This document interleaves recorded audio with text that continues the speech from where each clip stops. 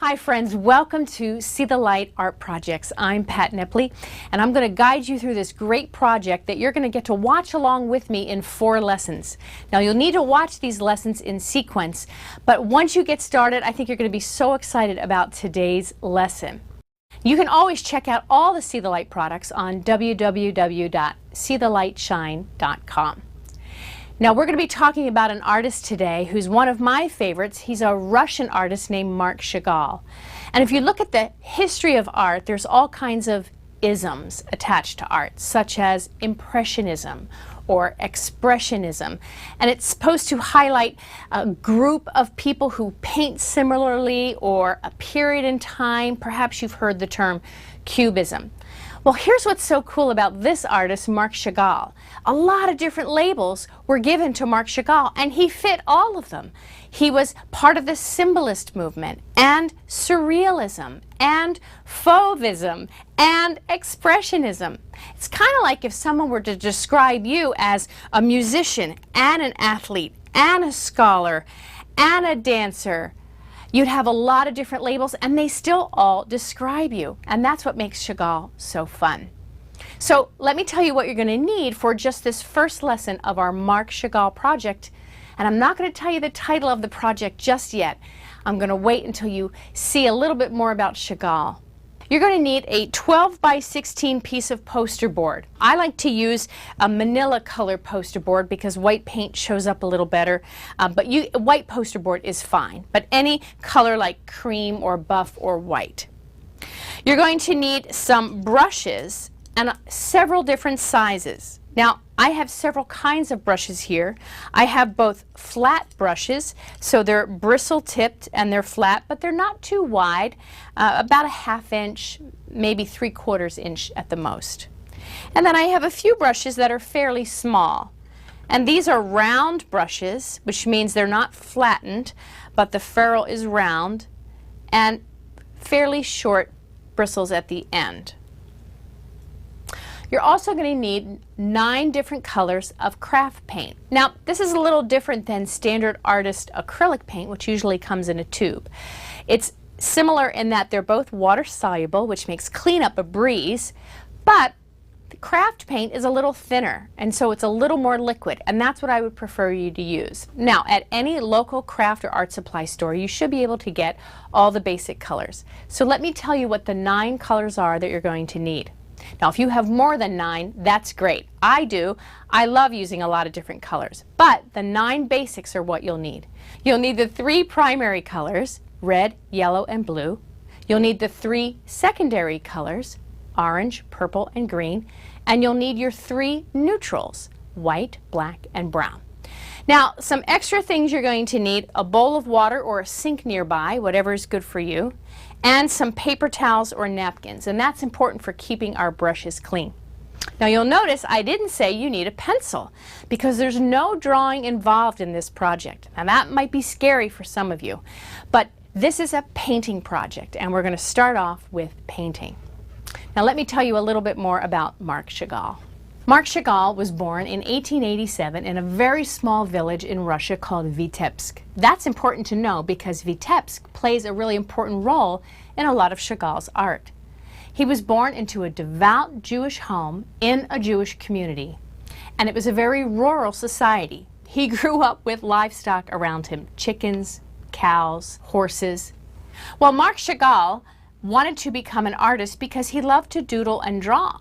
And the only city he could think of that was the central place for art at that turn of the 20th century was Paris.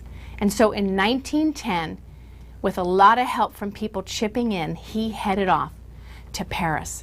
And it was a really exciting time for this young man of just 22. So when he got to Paris, all the rage at that time was a movement called Cubism. And the 2 founders of Cubism, Pablo Picasso and George Braque, befriended Marc Chagall. And they ran around in similar circles, and they would talk art together. And Chagall started to adopt some Cubism. So I want to show you one of the most famous paintings at the Museum of Modern Art in New York, and it's called I and the Village. And this is by Marc Chagall. Now, Cubism says that you should break up the picture plane into sections or fragments or facets. And so if you were to look at this painting by Chagall, you almost see a very large X in the painting. He's broken up the picture plane into those segments.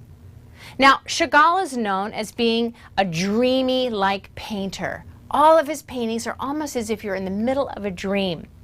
Because we have a large peasant figure here that's green, and that's not real.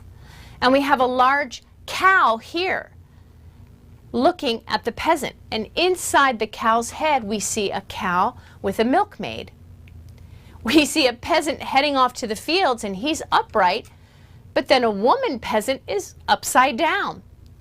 And at the top here, you see his village, and some of the houses are upright and some are upside down. Down in the peasant's hand at the bottom of the frame, we have a large fist holding the tree of life with small, tender shoots. Chagall was giving us a picture of what he felt about his village. It's called I in the Village, and it's his village of Vitebsk. It's an agrarian society where livestock live side by side with the humans that own them. And there's almost a connection you can see. Chagall even drew a very faint line connecting the eyes of the peasant and the cow. He loved his little village, and so he painted the homes that were in the village at the top. And he really felt that all of life happened in the village: birth, marriage, death, community. And that's why the tree of life is embraced and clutched in that peasant's hands. Now, you probably noticed there's a lot of color. A lot of bright color going on in Chagall, and a lot of action. Every different part of the picture has something going on. Now, those are some important features to remember about Chagall. One is a lot of things going on in the picture plane. The other, a lot of bright color. And the third is very dreamlike, not very realistic. I've never seen a green peasant or a cow with an image stuck on the side of her head. So he was thinking more about the emotions that his paintings would evoke. He wanted people to get lost in the dream and travel along with him as he told a story. And so that's what we're going to be doing today, my friends. We're going to be entering a dream world too, because we're going to be doing a painting of a scene from the Bible, from the Old Testament. This comes from Genesis 37. Now Israel, that's another name for Jacob, he loved Joseph more than any of his other sons because he had been born to him in his old age. And he made an ornate and colorful robe for him. Well, when his brothers saw that their father loved him more than any of them, they hated him and could not speak a kind word to him. Well, Joseph had a dream, and when he told it to his brothers, they hated him all the more. He said to them, "Listen to this dream I had. We were binding sheaves of grain out in the field when suddenly my sheaf rose and stood upright while your sheaves gathered around mine and bowed down to it." His brothers said to him, "Do you intend to reign over us? Will you actually rule us?" And they hated him all the more because of his dream and what he had said.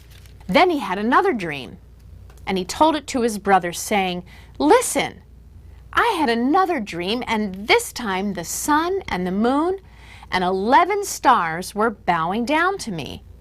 When he told his father as well as his brothers, his father rebuked him and said, "What is this dream you had? Will your mother and I and your brothers actually come and bow down to the ground before you?" His brothers were jealous of him, but his father kept the matter in mind. Now, some of you might know the rest of the story of Joseph. It's an amazing story, and one I really recommend you read all the way through. But this is just the beginning of Joseph's journey. And so these two dreams that he had while he was still with his brothers, not only is it the start of his journey, but they were very prophetic of what would happen in Joseph's life many years later on. But it's so compelling a story, we're going to paint it. And especially because one of the characteristics of a Chagall work is the bright colors. dreamy state, bright colors. That just meshes perfectly with the story of Joseph and his very ornate and richly colored coat. So that's what we're going to be doing today. Now, before we can get started with the colorful coat, we're going to do what I call an underpainting. It's an outlining only in black. So all you're going to need is your black paint and a paper plate that you are going to use as a palette. It can be any kind of paper plate. I like white so I can see everything clearly. So first I want to have you put a puddle no bigger than a small cookie on your paper plate. For this I'm going to use a smaller type brush, not too fat. Dip in water. I want my brush a little wet first. And I'm going to load my brush. Load your brush simply means putting paint on it. Now, like I said, we're not going to draw first. We're just going to paint. Now, that might be challenging for some of you who like the control that comes with using a pencil and the ability to erase. When you paint, you can't erase. You can paint over, but I do want you to experience what it's like, that freedom of just putting paint right onto the surface without drawing first. And that's the kind of freedom that Chagall had. He had a very dreamlike, floaty, fairy tale almost quality to his paintings. So I want you to experience that. In fact, here's a painting that Chagall did called Three Candles. Now this is from 1940, and it's only one of very many paintings he did of married couples. It's he and his wife Bella. And you see how the figures are kind of floating. They're just so happy. And they're floating there, and they're looking at the three candles, which is a religious symbol of the man and the wife and God as a key part of life and a key part of their marriage. You also see two angels coming to bless the marriage and a fiddler. So floating figures, religious symbols, bright colors. We're going to employ all of that in our painting. So take your brush. If you'd like to watch me first and then paint, you may, or you can try and do it along as I speak. We want to, in the center of our painting, not too large. This is 12 by 16, so I'm going to say about the size of a quarter. You're just simply going to make an oval in black like that. Now friends, you're not going to press really hard because that'll splay out the hairs of the brush. You're going to use just the edge of the brush. Okay? And when you feel it going onto the surface, make your shapes. Now this nice liquid paint is great to work with. It's not really stiff. Once you have the oval, we're going to create two small lines coming out of the oval for the neck. Now we're going to make the robe. And we want the robe to be flowy. You can make it really any shape you want, but the figure is floating here because we're in our dreamlike state. I think I'm just going to give a neckline of a V, but you can make a V or a scoop, whatever you like. And starting from the neck on both sides, we need to create just a really simple line that curves gently, slopes out. This is the top of the shoulders and going out of the arm, like that. And you'll notice my line is a little thicker over here than it is over here, and that's okay. That's that painterly quality. I don't expect it to be like you did it with a marker where all the lines are the same width. So once you have these two lines that show Joseph's arms spread out and his shoulders, from the ends of those, we're making just a long line for the hem of the robe at the sleeve. Now, you'll notice I'm re-dipping anytime I feel like I don't have enough paint. You're going to have to just dip into the paint, reload as you need it. From there, I'm going to create the rest of the sleeve, kind of come up towards what would be the armpit, but not too narrow. Most robes back then usually had a lot of fabric and were fuller because it was hot.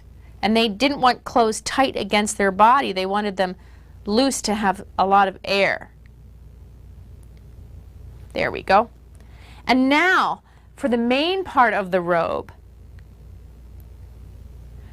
I'm going to put a little curve in there, and the reason is it helps with the idea that this figure is not standing but floating. So once you do the one side, then do the other side, give some curves to those lines, like so. Now I'm not worried about being too exact. We're going to go back in add a lot of color, and then in our very last lesson we're going to go back and reinforce some of the black lines. So I don't want you to get too concerned that you're not precise enough. Now we just need to create our bottom hem by connecting these two lines. So it should be fairly quick. Now yours might not look exactly like mine, and that is okay. You are the artist. Now from this I want to put in some details, but the interesting thing about Chagall is he didn't waste a lot of time on small details like toes and fingers of key figures like this, because he was trying to evoke a feeling, not do actual representative detail. So for the feet, to show that he's floating, we want them to kind of be not flat in this kind of direction where they look like they're on the ground, but at an angle, and it's more like socks, more like just a sock hanging out there. No detail. So it's like a long, very long stretched out U, two of them from the bottom there. Now for the arms, it's more like mittens. Think of mittens. An oval and maybe a thumb, and that's about it. Not a lot of detail.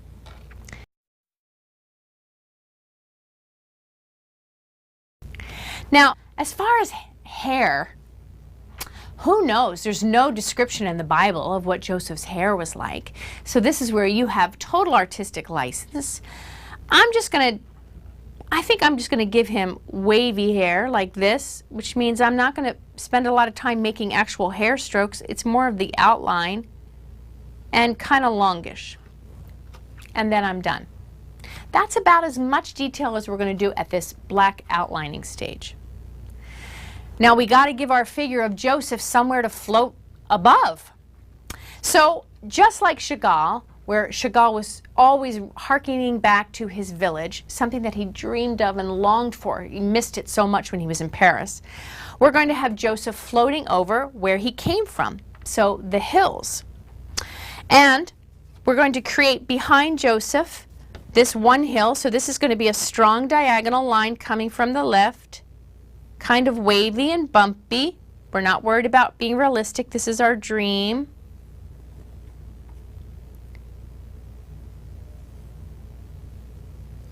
And then another hill to the right. So kind of up where, like say in the middle of the robe here, we'll just have a hill. So it's a kind of a curved diagonal line going off to the right. So now I have a left hill and a right hill. Create some depth and some space. Now, what about those dream elements? This is really important. We want to represent both dreams in our painting. So the first dream is about the sheaves of grain. So to do this, on the left-hand hill, starting below the actual hill line, I'm just going to draw a few, say 4 quick lines going up, and they're getting a little tighter as they go up. In other words, like it's being pinched in together. Now you see I need to reload my brush, which is fine. Then when I get to the top, I start where they're pinched in, and I do the 4 lines kind of splaying back out. So it's like 4 lines that were pinched in, and I'm pulling them back out at the top.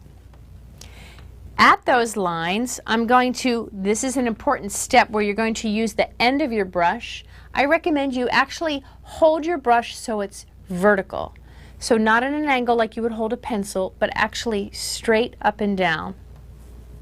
And very lightly, I'm making what look like loops. And they don't need to be the same size on each stalk. Both sides, if you can. And these are the grain heads at the top of a stalk. By holding my brush vertically, I'm limiting how much pressure I can put on the brush. Like that. Well, it's not enough to just have the upright stalk. We have to have the 11 that we're laying down. So we have to squeeze them in on this left-hand hill. Now this is where you get to use however you want to do it. We just want to make sure we can fit in 11 sheaves that have laid down. So if you look at my example from the one that I had done before we got together, you'll see I just made several curved lines, and when I counted, I saw that I had 7 that could fit here, and then I just put 4 in front. So however you want to fit. So they're laying down, but you want to make them slightly curved. Okay. So again, if you hold your brush more vertical, more upright, you can keep your lines finer. You're going to use 2 lines per sheave, right? So that's like 1 stalk there. And then I'll do a couple of the little ovals coming out of the sides. There's 1. Kind of looks like a very long broccoli or something. So here's 2. They don't need to look the same. This is part of the dream sequence for Joseph. Again, little ovals at the top. There's 2.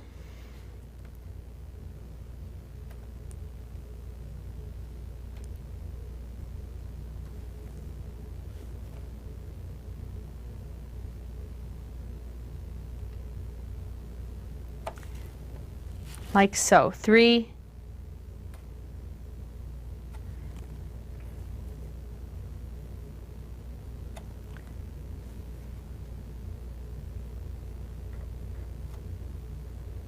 Now, you might not be able to go as quickly as I'm going. That's okay.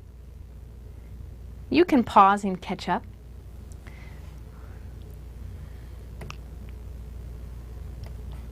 You want to try and be mindful that you want to fill up this left-hand hill. Chagall always had a lot going on in his paintings. Very little empty space. He really filled it up with all kinds of action. 1, 2, 3, 4, 5, 6.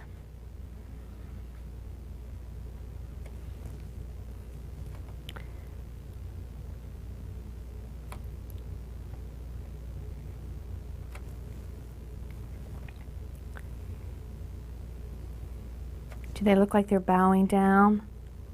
This is 7.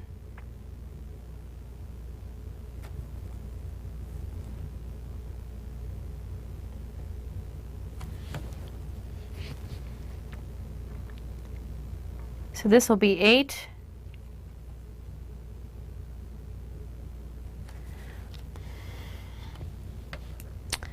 Nine, 10, 11. Can I fit 3 here? I think I'll try.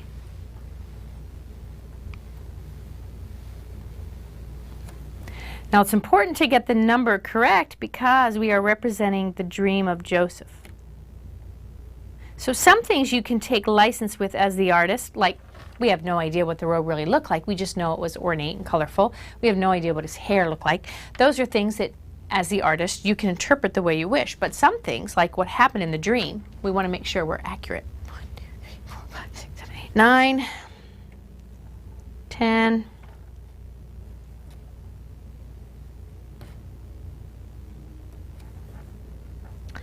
I'm not worried that some of my black spaces aren't the same or that my lines are too thick or not filled in all the way. That's fine. And then I'm going to put 1 guy here. And that will be my 11.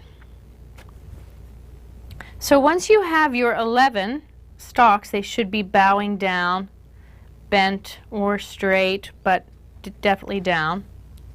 Now we have to put in the heavenly elements, the things that are in the sky. So the second dream talks about the sun and the moon and the 11 stars. So we have a lot of sky space, but we have a lot of things we want to fit in there. So you decide where in your sky you would like to put the sun and the moon and the stars. So because I have a lot of little things that repeat down here, all of these stalks of grain, I think because they're on this left side, for balance, I think I'm going to put the 11 stars on the opposite corner on the right side in the top. I have a lot of repetition of little elements to the left here. I think I want them to the right here. So that means I'll put my bigger things, my sun which is just simply a circle, and my moon, which is a crescent shape, like a part of a circle. That's a crescent shape there. Think of a crescent roll, yum yum. And then I'll put my smaller elements.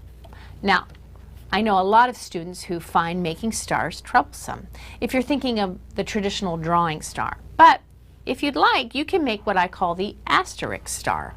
That's where you simply put an X and then a cross over each other, and that can be your star. Or you can do the traditional 5-pointed star like this.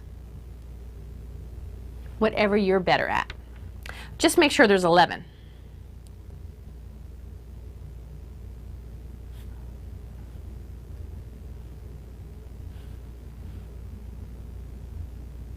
And again, I'm not worried that they're not the same, that they all look just a little different.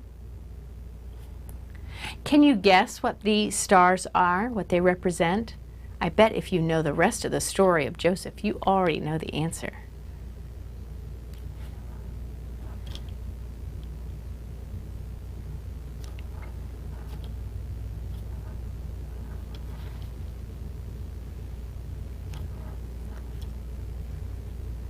Anytime you feel like I'm going too quickly or you need time to catch up, simply pause the DVD and come back and join me when you're ready.